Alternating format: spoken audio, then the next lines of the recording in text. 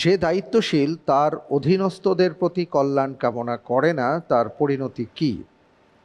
এ জাহান্নাম, বি জান্নাতের ঘ্রাণও পাবে না, সি কবিরা গুনাহ, ডি তার ক্ষমতা ছিনিয়ে নেওয়া হবে। এই প্রশ্নে আমি 50-50 চাচ্ছি। 50-50 চান্স দেওয়া হোক।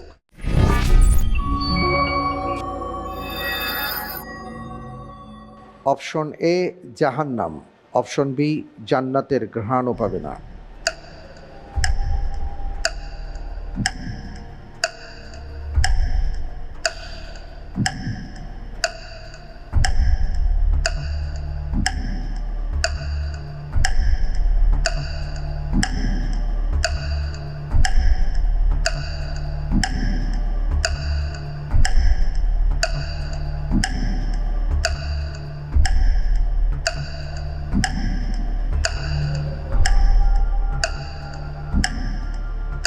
আলহামদুলিল্লাহ, এক্ষেত্রে আমি অপশন বি বেছে নিচ্ছি।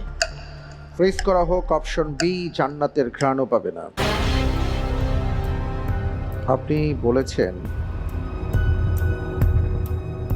যে অধীনস্থদের প্রতি কল্যাণ কামনা করে না সে জান্নাতের ঘ্রাণ পাবে না, এই অপশনটি সঠিক।